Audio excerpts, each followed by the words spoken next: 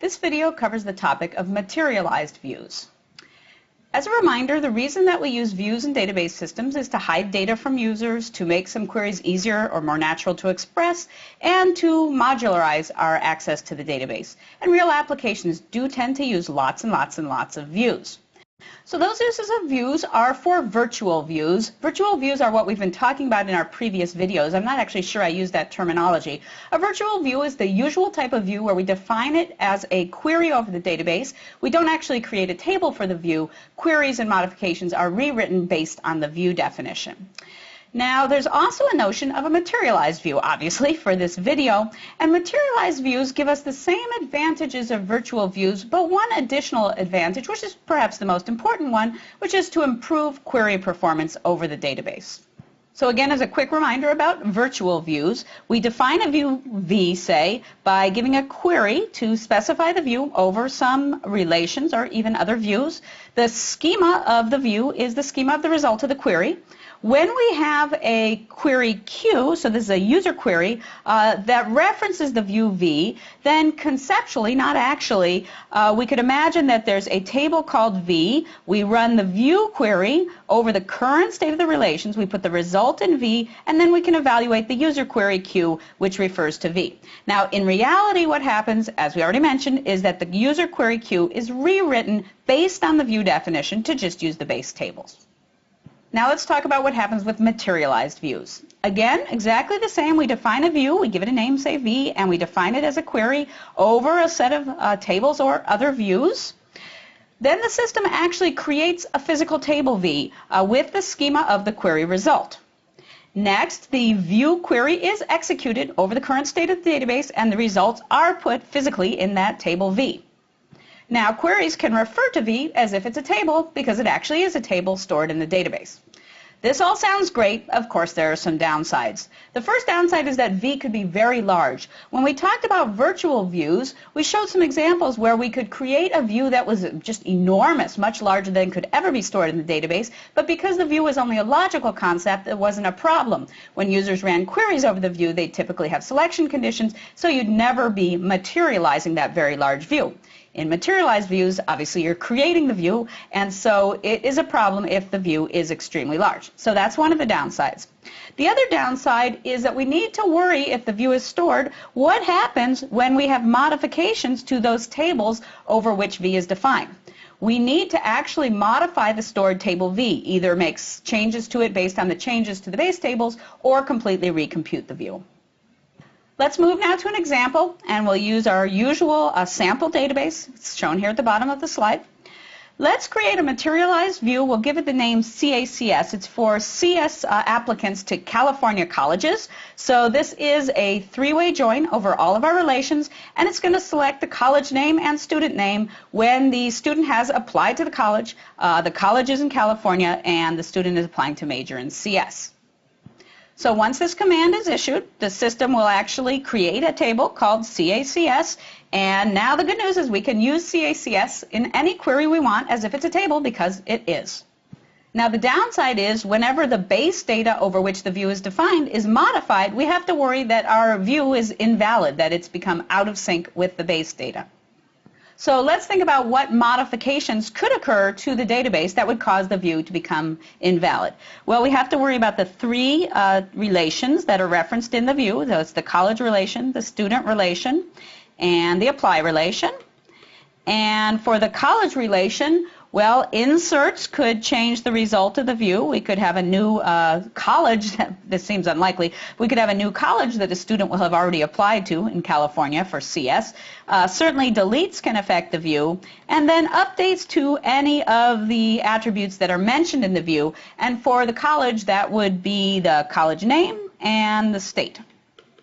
For the student table, again, inserts to student could affect the view if we already have an apply tuple and a college tuple that it matches. Deletes could certainly affect the view, and again, updates. And in this case, the attributes that are referenced from the student table are the student name and the student ID. And finally, apply, again, that's the most likely one to have modifications that would affect the view. Inserts, deletes, And again, updates, and here the set of attributes that are relevant are the college name, the student ID, and the major. Now, if there are certain constraints on the database, referential integrity constraints, for example, it might be that some of these operations couldn't affect the view. For example, we might not be able to insert a college where there's already an application for that college, or insert a student likewise. We might not be able to delete college if there's applications referencing it. So if there are additional constraints that the system is aware of, it might be able to eliminate some of these modifications. But regardless, many modifications will have to be monitored to make sure that the view is modified to stay in sync with the base data. By the way, if this feels a little bit familiar to you, when we talked about general assertions over the database, that was one of the types of constraints that we could specify. We went through a similar exercise where assertions were defined as queries over the database, and we looked at what operations could occur, what modifications to the database needed to be monitored to see if an assertion might be invalidated. Really, an assertion can almost be thought of as a materialized view over the database, and if you look back at that video, I think you'll see there really is a correspondence between those two concepts. So just to reiterate, the system, when there's a materialized view stored, must monitor all the modifications that might invalidate the view. When there's a modification, either the view can be completely recomputed, or sometimes there's clever algorithms called incremental maintenance algorithms that can just make small modifications to the view based on the modifications that were made to the base data. So we've talked about queries over materialized views. Very simple because the view is actually stored in the database. Now what about modifications on materialized views? Well, there's good news and bad news. The good news is that since the table is stored, if a user issues a modification command, an insert, delete, or update command, the system can just perform that command directly on the table. The bad news is the base tables still need to stay in sync with the view. So really the exact same issues that we talked about with virtual views about modifications that the user wishes to execute on the view being propagated to the base tables occur here. The only difference is that we're actually modifying the view as well as modifying the base tables. So I'm going to draw the same square diagram that we saw for virtual views to explain again the issue with modifications on views. So we have our view V, and based on our view query, so some view query Q, that view is defined over down here, our set of relations. Could be base tables, could be other views. Now the only difference with virtual views is that based on the view query, in this case V is actually stored in the database, so it's there. These relations are also in the database, of course. Now the user comes along and the user says, I'd like to perform a modification command on V. Could be an insert, delete, or update. And as a result, we can actually run that modification since V is stored, so we get some new version of V prime. Now what the system has to do, if it can, is perform modifications down here on the base tables, and that would be producing then R1 prime through Rn prime. And what we want is these modifications down here to be such that the view query, when executed on the R primes down here, would produce also V prime. That's probably better to make that arrow upwards instead of downwards. In any case, I hope that you get the idea that we still need to stay in sync, and the translation of these modifications here, as we saw in virtual views, have various issues. Sometimes there's no good, meaningful translation. Sometimes there are many translations, and it's hard to know which one is the right one. So again, the exact same issues arise. We're not going to talk about these issues at length in this video. I do want to mention actually that more often with materialized views than with virtual views, sometimes people just say, I'm not going to allow the view to be updated. Materialized views are often used specifically for performance on queries, and so users will be allowed to query the view, but will not be allowed to modify the view. Now, the next topic I want to address is how a database designer picks which materialized views to create. So for virtual views, views were mostly used as an extra layer of abstraction based on modular access to the database or authorization concerns. But as I've mentioned a couple of times already, materialized views are also used for increased performance. And that makes the process of picking which ones to create fairly interesting. So if we think about the benefits of a materialized view from an efficiency standpoint, a number of factors play into whether a materialized view is going to give us increased performance, better efficiency. One of them is just the overall size of the database. One is the complexity of the view. If we have the view, we don't have to re-execute the query. So if it's a complex query, it might be helpful not to be re-executing it over and over. Then there's the question of how many queries are going to be issued on the database that use the view. If we're only going to query the view once or twice, it's probably not worth storing it and keeping it up to date. The other question then is how many or how often there are going to be modifications to the base data that affect the view. Because whenever we modify the base data, but this affecting of the view means we have to do extra work to keep the view up to date. I also alluded to this notion of incremental maintenance. Incremental maintenance says that we can take modifications to the base data and propagate them into the view without fully recomputing the view. Full recomputation can be a very expensive process. So if we have a workload where we occasionally could use the view for queries, but we're constantly updating the database and having to do full recomputation, clearly it's not going to be worthwhile to create the materialized view. Overall, if we think about the trade-offs we're looking at here, at a high level, it's what's known as a query update trade-off. This actually occurs in various places in database design and applications. So, how often are we going to query the database where we get increased performance on our queries versus how often we're going to update the database where updates are going to cost us in performance.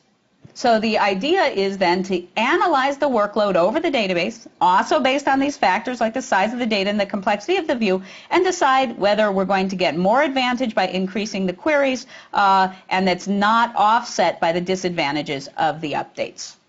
By the way, does this sound familiar to you at all, this query update trade-off, this decision of whether to make this extra structure that speeds up queries but slows down updates? Probably, if you're thinking, you'll realize that indexes, when we talked about them, have exactly the same trade-offs to consider. When we build an index, we're going to speed up queries, but we're going to slow down updates. And actually, materialized views, in a certain way, generalize the concept of indexes. And in fact, that brings us to our next and last topic, which is the topic of automatically rewriting user queries to use materialized views. And this, again, is similar to indexes. So when we build an index in a database, for a database, when we run a query, we don't actually see that the query is deciding to use the index. We build the index, and it will speed up the queries because the system itself will make that decision to use the index. Sophisticated database systems these days are also starting to be able to look at what materialized views are present in a database and automatically rewrite queries to use those views without the user being aware of that. The same query answer will be given. It will be given faster based on the use of an existing materialized view. So as a simple example of that, let's suppose we have a materialized view with the student ID, college name, and major of students who have applied to a college in California. This is similar to, but not identical to, the view that we showed earlier. So this is going to be a stored table, always up to date, and this view is available to be used by the system if it can speed up a user query. So a user may come along with this query down here, and what's this query doing? It's finding students, this time we're looking at the ID and the GPA of students who have applied to a California college, and they want to major in CS at that college, and they have a GPA over 3.5. So this query has been issued over just the base tables, but we'll see how the system might decide that if it has at its disposal this materialized view up here, it could modify the query to use the materialized view, and it will get better performance because this materialized view has already done some of the work that would be done if we executed the query down here from scratch.